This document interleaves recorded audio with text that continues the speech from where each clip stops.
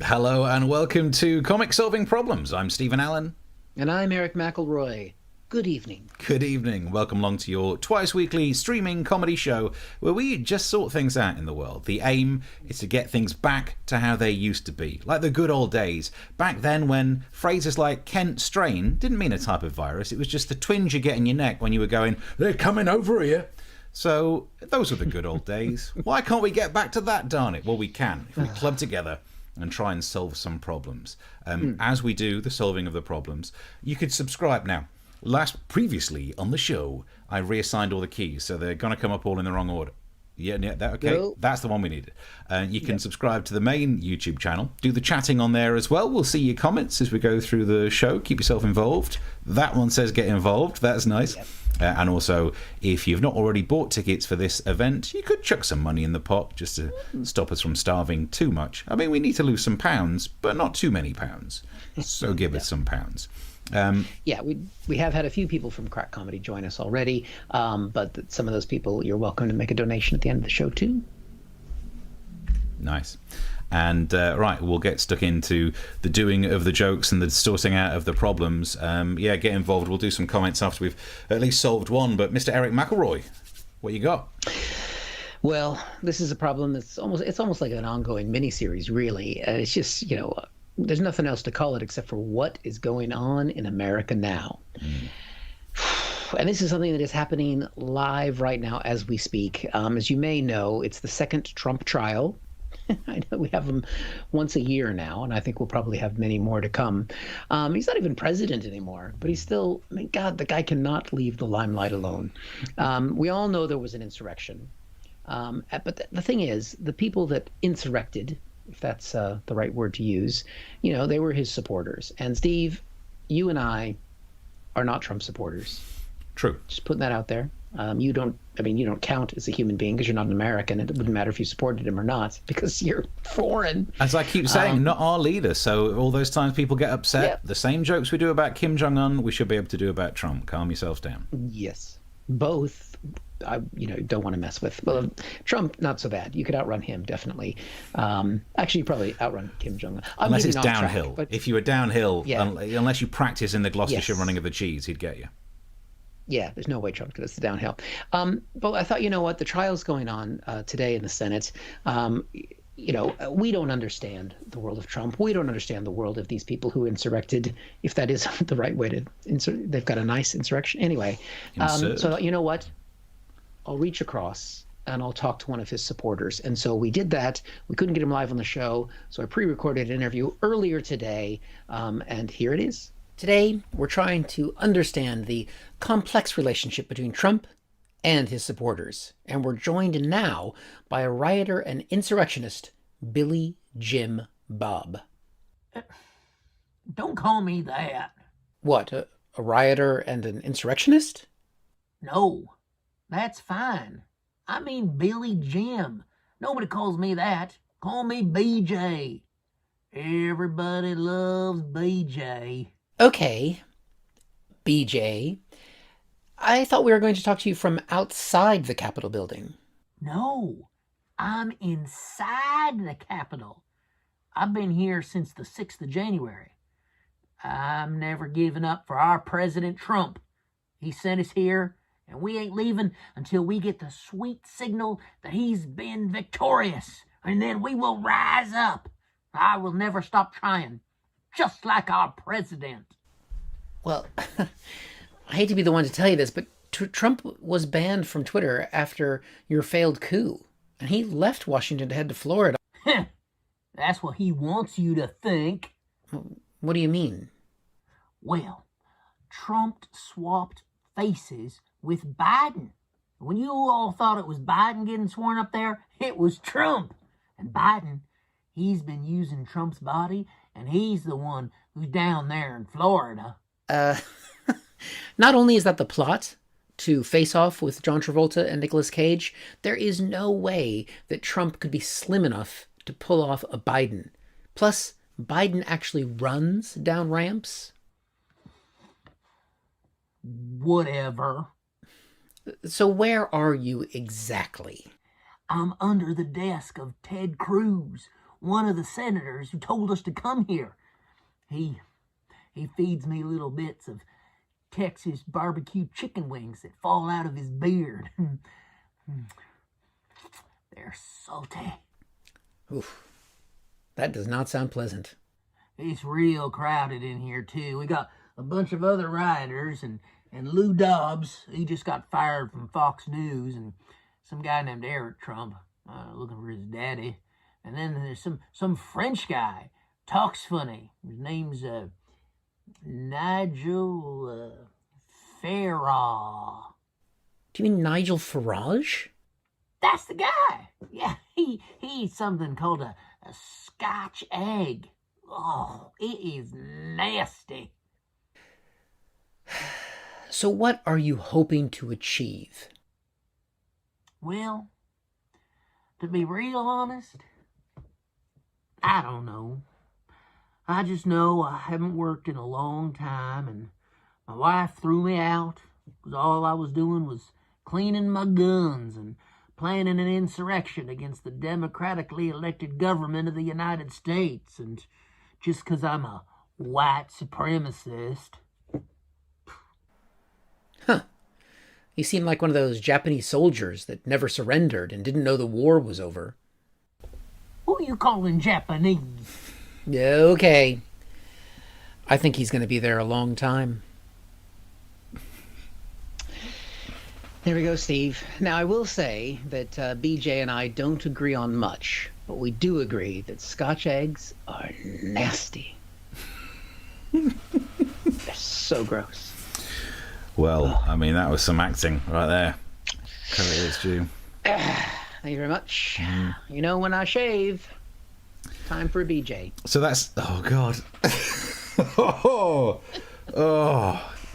You think Scotch eggs were a bad mental image. So already, what I love about this, though, is that as soon as the people spot the clean-shaven you, they know there's some acting going. In fact, if we go over to Comment Cam over here... You got Comment Cam going again. Well done. Got all the tech working. That's worth a donation right there. Let's have a look. We've got a couple of hellos to do. Charlotte Armstrong says, good evening, boys. Checked in. Thank you for being there. And then over here, some people started to spot. It was Brick just said hello, and then where we go. Chris says Kent Method because of the coming over here. I've lived in Gravesend long enough to be able to do it now. Brick said clean shaven and looking perky. Yes, thank you. And Chris says Botox. It's a very good question. I'm on diet.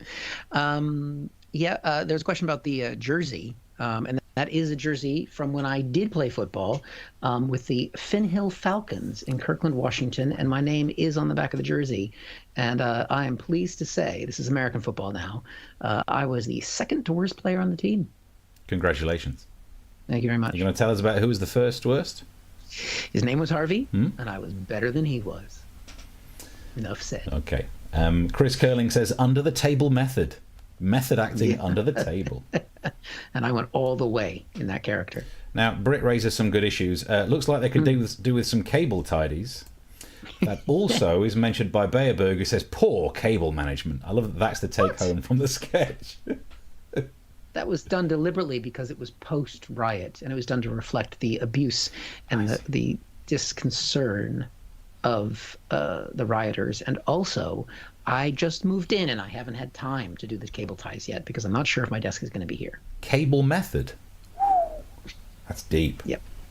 Deep. Mark says, go Falcons. Thank you very much. And Chris had spotted that you were clean shaven as well. So had Mark. So had Martin S. Loving it, people. You guys, you don't get a trick past our viewers, do you? Brilliant. Well, if you've enjoyed the level of under-desk acting from Eric McElroy, then I would say, is it this one? No, it's this one. Pop some money in the pot. We ask for donations just to chuck some coins in there. It would be very much appreciated to keep this whole darned thing afloat. Ko-fi.com/comic solving problems. Not a stand-up comic anymore. I'm an under-the-table BJ comic. Yep. Don't doubt a word of that. Brilliant. Yep. So, should we move on to solving another problem?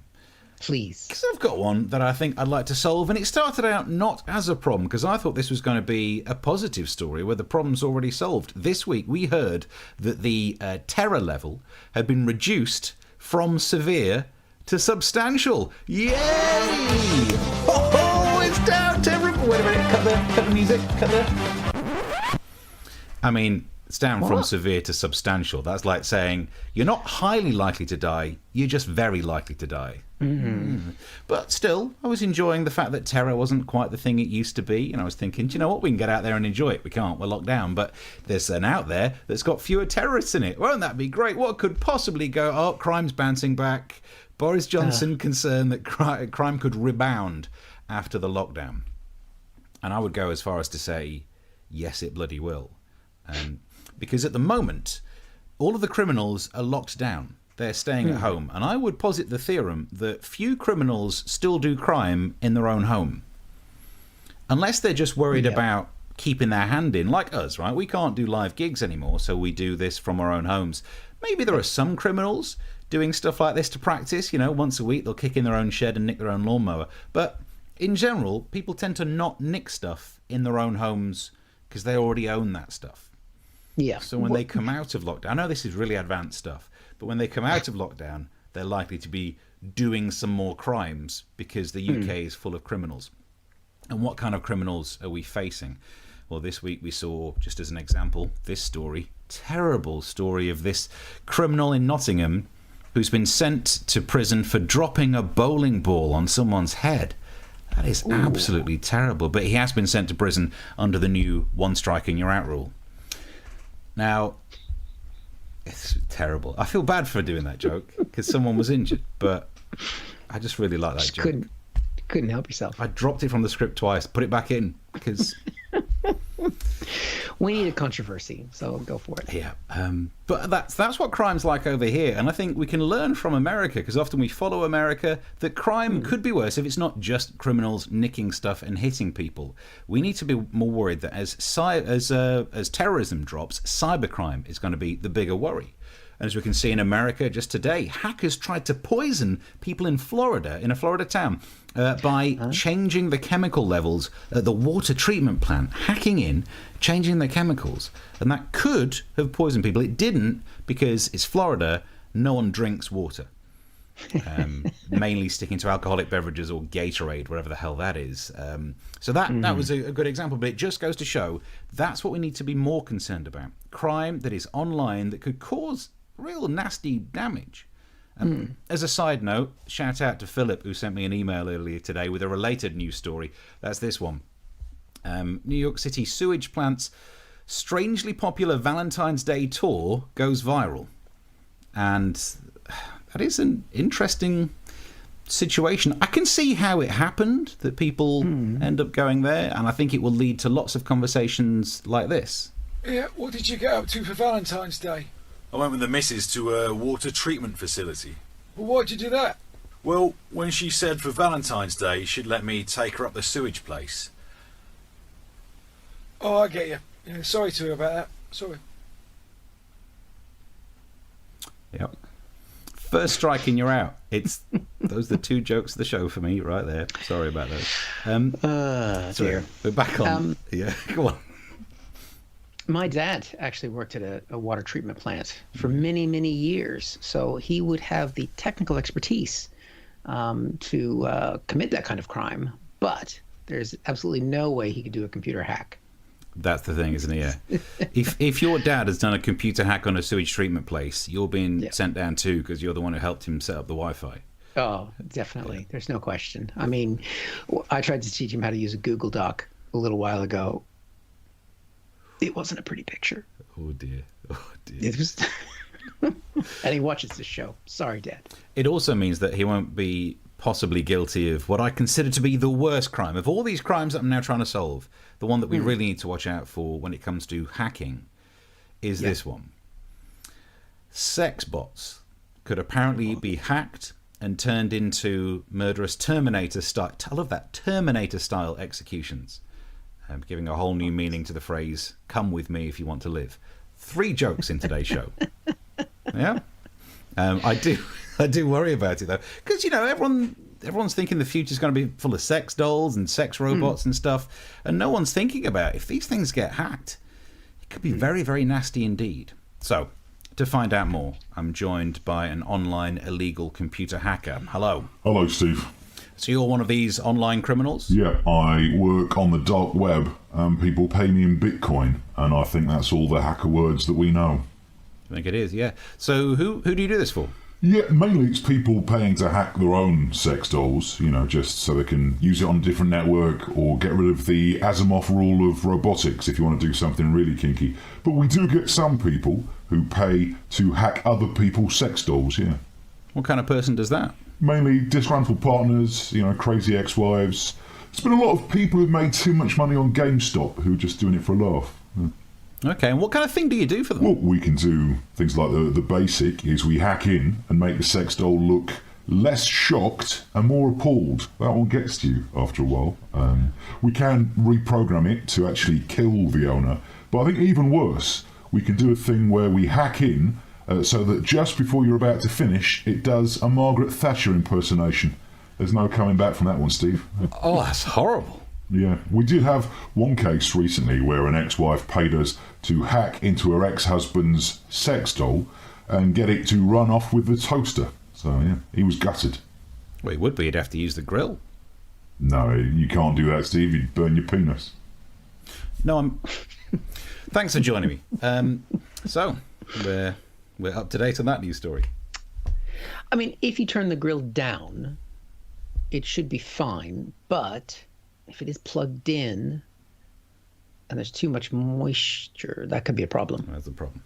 I haven't thought about that. Yeah, that is a problem. I feel like that's one of those sections where I need to apologise for about 4 of the jokes in there. But just take a blanket apology for the jokes. Which is all of the jokes in there. We're up to 4 jokes in today's show. You're getting your money's worth, people. Look at this. Some of that. Almost a year in lockdown. We're doing fine. We're not, are we? We're not. Chris has done an emoji comment, and I don't know how to. There's a person, looks like a person eating, and then I think the male sign. I don't understand. It's a face palm thing, and I think the is it a face palm? Yeah. I thought they were eating. I think the gender one just happens when if you put those 2 emojis together, phones just read them as a bloke emoji. I think. Well, let's go over to Comic Cam and find out more. Too old to do this shit. Is there a translator? Because Google Translate can do different languages. Is there an emoji translator? Yeah. Well, if we could be bothered to log in and look at these things on our phones. Yeah. But, Mark usually does the fact-checking research for us. So let's see. Charlotte said evening all. Thank you, Charlotte. Nice to have you with us. Martin S. says substantial. Remember when they said tier 2, you can visit pub and have a substantial meal, Scotch egg. So this is Scotch egg level of terror. Which is really nasty. Tories worried about crime, says Bayerberg. Looks like they do not like less professional competition. Badum. Joke as old as I have them too. I've actually got that noise. Actually, if you want, it's not a badum. I tried to go for one better than a badum. Let's do the joke again. Yeah. Tories worried about crime. Looks like they do not like less professional competition. Thank you. Thank you very much. Very much. Here all week. Thank you. That's long. Yeah. That's a long one. The is a little bit faster. I'll get one of those as well. Kind of squeeze. There's only so much time on the internet, Steve. Let's see. Marcus said the reduction from severe to substantial is a bit like not being hit by a steamroller by jumping in front of a bus. It's the trolley cart moral dilemma philosophy, isn't it? What would you? Yeah, is it? If there were a group of people stood in front of a trolley cart, would you push them in front of a Fiat Uno instead? Yeah, it's like the Wile E. Coyote. Like he avoids the anvil, but runs off the cliff. Gravity doesn't exist. We learned that last week. Oh, yeah, that's true. Mark Randall says, taking your partner to a sewage treatment place is perfect if you want to dump them. Dun dun dun dun dun. Won't play the whole thing. Yeah, it's too long, but I think definitely have a shorter one. And after this segment, he says, that blanket needs cleaning. Ooh. Was that the blanket? Did you have a blanket on for the... I just use special effects, to blank myself out. Black yourself out? Yeah. I say special effects. Filmed it against the window. And my phone's not good enough to be able to focus on my face But it's quite when there's dark. a window. Yeah. I think it's the snow. Must be that. Yeah. Excellent stuff. Right, so I think we are nicely up to date. If you've enjoyed any of it, you could chuck some money in the Ko-fi pot to stop us from fully starving to death. Usually, you know the drill. But, Mr. Eric McElroy, you got another problem? Very much so. This is it's kind of it's a continuation of ongoing problems. It's kind of what is going on in America now, food edition. Because we might remember on previous episodes of Comic Solving Problems, we've dealt with American preparation of beverages and food. I think you remember the tea lady doing a proper American cup of tea. Just nuke it. Remember when she made beans on toast? It was a massacre. She didn't toast the toast. Even I thought that was a bit weird. But this is a brand new one, Steve. This is a brand new character to bring to the plot. This is a brand new preparation of food, American style. Guys, you're going to want to brace yourselves for this one. Let's see how it starts. And we're just going to completely get it all on the counter, spread it around. She's doing painting. That's a base coat. Yeah, I didn't. Sorry, maybe I've got the wrong clip here because I thought this was about food, but this looks like a little bit more kink. Just kind of getting it out and spreading it around. I mean, I don't know. Let's see where it goes. Just right there. Okay, black beans all in here. Yeah, just like that. The more, the better on this. Guacamole is great. That there. Yeah. Yeah. What the fuck are you doing? To be honest, I saw this. I've got no idea what's going on in this stage. At this stage, let's just keep going. Jalapenos for spice, really. Oh, this is definitely a sex thing because it's getting spicy, Steve. Well, let me tell you, you only bring jalapenos to the bedroom. If you know what I mean. Me likey. All right, Steve, let's do some more. I'm gonna blend it up. Just all the way in here. Wow. Wow. That's the wow I give my kids when they were little playing with their food. Like, look, Daddy, I'm making you something to eat. Wow. I mean, it's that wow definitely killed all the erotic vibe I was getting from whatever she's making there. I was thinking this is some sort of sexy meal kind of thing going on. Maybe I didn't get this from Pornhub, I promise. After that, little killjoy. Let's see if she can bring it back. Just want to kind of lay them all out in here. As many as you can get. And then you're going to get your hands in here and just blend them in. Oh, yeah. That is it. I don't know where this is going, but I want to see more. Give me some more, Steve. The top, that, beautiful. Then you're going to take your ice cream scooper. What are you going to do with an ice cream scooper? To be honest, that's his first question. He's watching. He's been fine with the rest. I know I'm finding this slightly erotic, more than I should, but I mean, I think you should be asking, are you okay? I think you should be saying, why are you doing this straight on the kitchen counter? Are there no plates or pans in the house? All right, she's made this mess. She's got the ice cream scooper. Let's see what she's going to do with it to bring this all home. You have an entire nacho cone. Just like that. Oh, yeah, it is definitely a sex thing, Steve. Oh, Is it really? definitely. You don't like crunch with your crunchy jalapenos? I found it to be, but I'm hungry now and slightly distracted. To be fair, that's a way I've never seen doing nachos, and I genuinely would never do that. But if that wasn't enough for you, don't worry, because we're going to bring back this food chapter, and next time we're going to cover this. Oh, wow. Yeah. So those are the flaming hot. Yes. I'm adding the ones with lime just for like that hint of lime. What has gone wrong in the world? Take that, Gordon Ramsay. American cuisine wins every time. When we're taking our basically Cheetos are a form of crisp, and she's adding the lime flavor to create the flavor of lime. I don't know if anybody wants to tell her there's no actual lime in that product, especially anything that turns that red. Yeah, she thinks she's eating the greens. I'm like, take a look again. Come on. So there you go. Greatest country in the world, Steve. Makes up for the impeachment of Trump. There were bits, I think if we just play, it was early on, it was kind of this level. I'll play the clip for you again. Jalapenos for Yeah, that kind of level. Blend it up. And also this one, where it just looked like she was preparing something erotic, but she'd forgotten the naked Japanese lady. It was coming along nicely, apart from the nude lass needs to be under it. But if you were the naked lady, you would not want her to use jalapenos. When she gets the trowels out.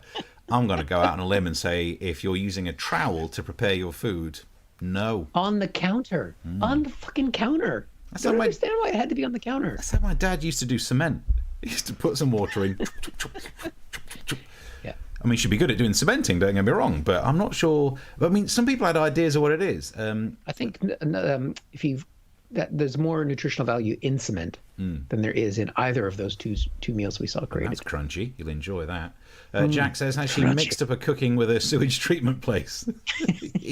I'll tell you, it's going to be there soon enough, isn't it? Mark says it's a nacho mix. Yeah. Is it? She was going for nachos, but when she dumped the nachos in the mix, that was very strange. I like Victoria. What am I watching? What am I watching? That could be about any point in the show, to be fair. Yeah, that's true. Yeah. Bayerberg, American Eat Out to Help Out edition, sponsored by Uber Eats. Victoria's also said, I thought America was in trouble before now, but now I'm really worried. Yeah, I mean, they've lost. Look, we've all lost it. We know that this lockdown, whether you call it lockdown 2 or lockdown 3, is harder than lockdown 1. Most people seem to be just at the end of their tether. But at least you've not got to the stage where you're using building equipment to produce some sort of nacho food on your and an ice kitchen cream scooper. Nice, as if that saves it at the end. What are you going to do with an ice cream? He should be more worried about her being able to get access to sharp objects, because she's not dealing with it well. Still somewhat erotic. I can't. Brit says, to build up for dealing with jalapeno peppers in the bedroom, start with mint shower cream on your genitals. Enjoy the burn. Original sauce. Martin's asked if she used sweet corn. No, because we don't do that in American nachos. That is nasty. Maybe they do an actual proper Mexican nachos, but I'm talking about American, USA nachos. We do them on the table with hardware. You've got no authentic foods because you've only been around for about a couple of decades. We take authentic things and we make them better. Inauthentic. Okay, yeah. Mark, next time you're in Edinburgh, find somewhere that sells haggis nachos. Different, but lovely. That's the kind of review that I get in Edinburgh. Different, lovely. That's got to be better than a Scotch egg. When we were talking about taking someone up the sewage place, Chris said, up the council gritter. And then Britt says, extra point for getting so far into today's show without mentioning the snow. I think Chris did first by mentioning gritters, unless I misunderstood what he was saying there. Yeah, could be. But, I mean, where I am, the snow hasn't been significant enough to mention. Really? So. Yeah. In Kent, it is like, so in Gravesend, I've got petrol today, and with there being no one around but snow everywhere, it's like living in a Scandinavian crime drama, just with less, I would say less crime, but no, I'm in Gravesend with the same amount of crime. It's been terrifying. But cheaper, because if you're in Scandinavia, everything's pricey. Yeah. Chris says, ice cream scooper must be the modern version of the flying helmet and celery from Hello Hello. I don't remember those episodes. But I'm going to have to YouTube those later. For my time in the UK, sorry.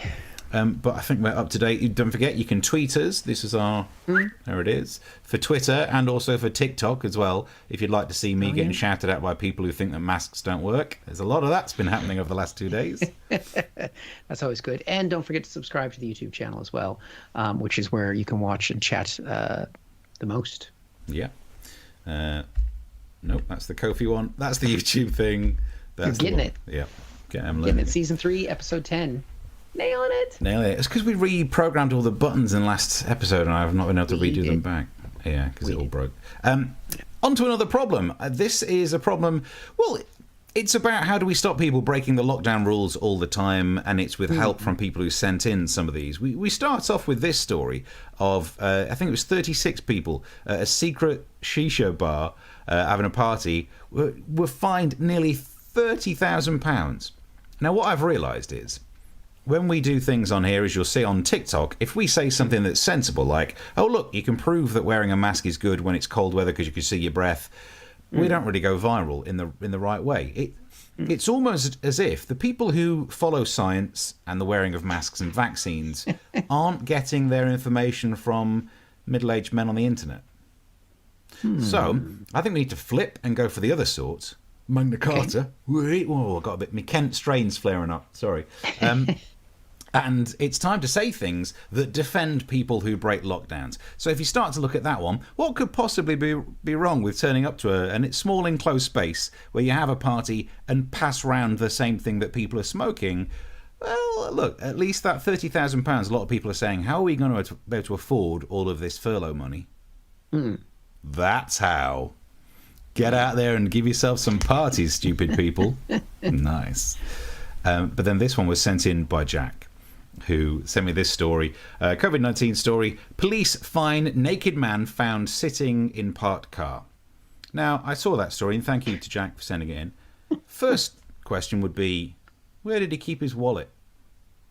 But maybe that's not the most important question. There are other questions to be looking at. For example, in the story, police have fined a man for breaching COVID regulations after he was found sitting naked in his car without a reasonable excuse. What would a reasonable excuse be? Oh, sorry, officer. I was just on my way to pick up my clothes from the laundrette, and I was doing it in the style of that 1980s Levi commercial. Whoops. Or I suppose you could say, oh, you know what it's like, officer. Sometimes you leave without your keys, your phone. Today, everything. Who'd have thought? I've been thinking about this all day. If I was stopped by the police naked in my car and they said, what are you doing? My first response would be this. You can see me? Oh, my God. Oh, I thought invisibility would be the best superpower, but it was so lonely. That would be, I think that's the only way to get out of it, I think. Anyway, let's plough on into the story. The man, who was parked in a car park in Derbyshire, claimed he'd taken several wrong turns. Now, we'll even stop on there before we analyse that line even further.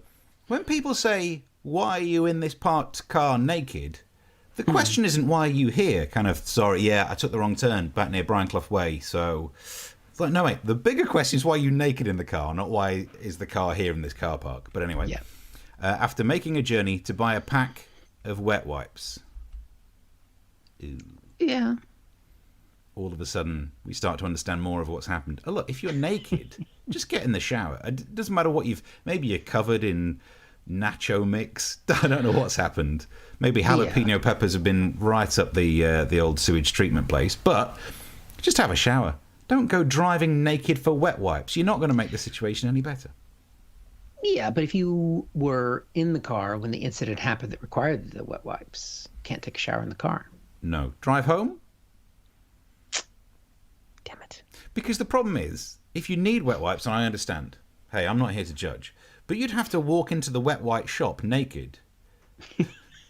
What can I do for you? Just these wet wipes. Interesting. But anyway, they wrote about it on Facebook, I believe. They described it in an incident on a Facebook post titled, Naked Man Found Messing in a Mazda, and now we know why he needed the wet wipes. Okay. But I'm going to come out in favour of this guy. It's ridiculous. Here we go. Gammon face. Magna Carta. It's ridiculous that this guy was fined, what, for being naked in his own car?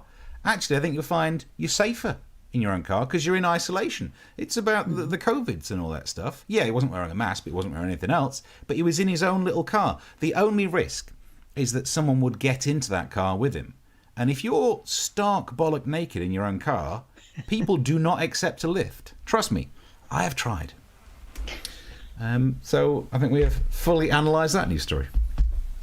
Yeah, I think, when he said he'd taken some wrong turns, I think what he meant was in life. And what if you can you go back to the original photo with the headline that showed the police officers? That one. I mean, is that a photo of them? Like, is that the car? Why is it 3 of them? And they look like they're posing for GQ magazine. I mean, look at what we found in this car. That would be a plot twist. Turns out it was the police car and I was the naked man. Dun, dun, dun. That's how they do it. But that is quite the pose. I mean, 3 people. I mean, where in the Derbyshire? Is that where it was? Yeah.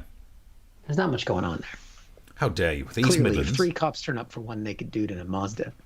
I mean, if I can see that outside my street in London right now. That's why you moved there. Damn straight. Let me get my jalapenos. So, yeah, I mean, I don't know if we could actually solve that problem. Maybe, but if you're going to breach lockdown, at least do it on your own naked in a car.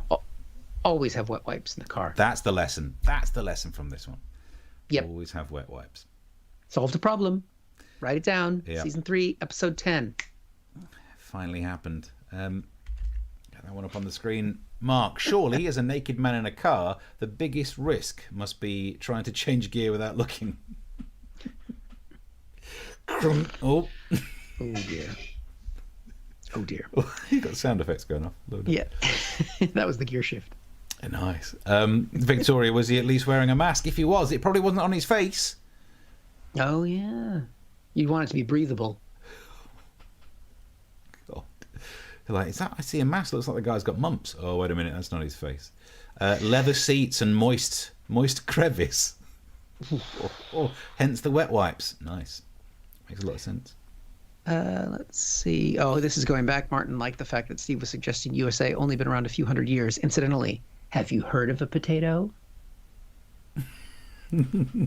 In your face, colonialist Steve.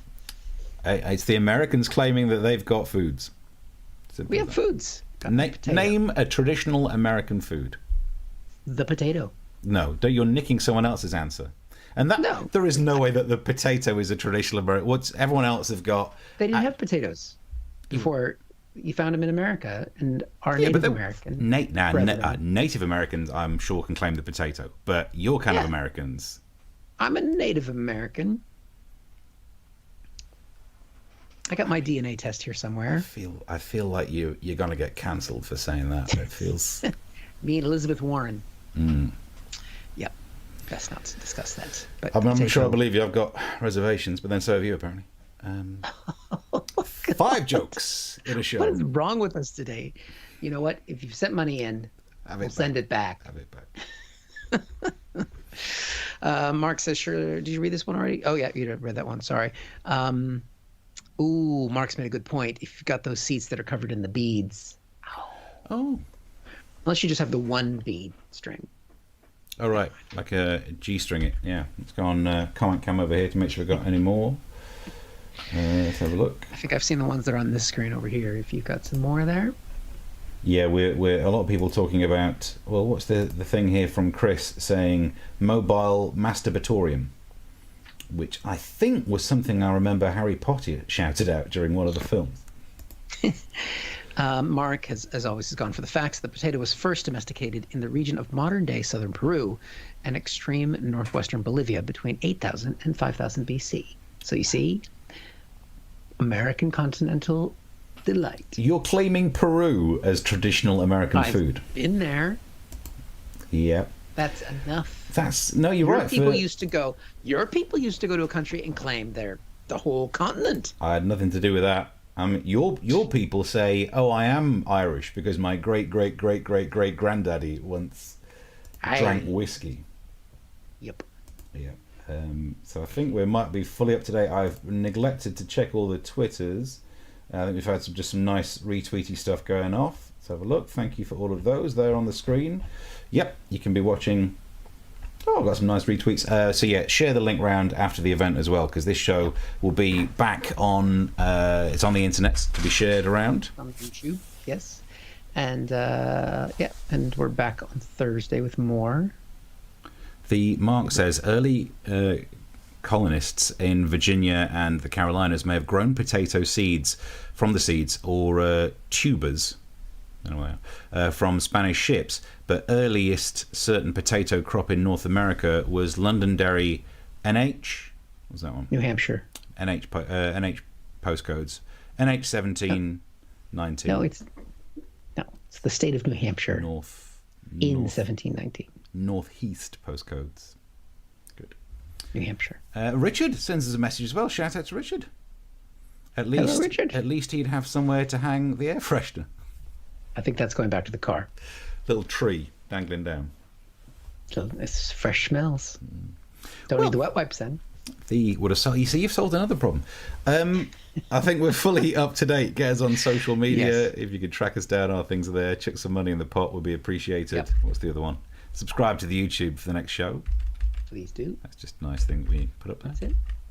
Yeah. Check out Steve's book on Amazon. You can check out my podcast on all podcast platforms. American Exchange. Do you have a copy of the book, Steve? I do, but it's all the way over there, and I'm not wearing Bluetooth. I'm plugged in today, so right. I'll just say search for Lasted Another Year Despite a Pandemic. And also on my YouTube channel, there's loads of interviews that I've been doing on various BBC stations where I talk about the book and some of the misery associated with it. And I'm not even kidding when I say that. So I do feel sorry for the BBC stations. They booked me on as a comedian from the MASH report, asked me about the book, and straight away they talk about my family members. I'm like, well, settle in.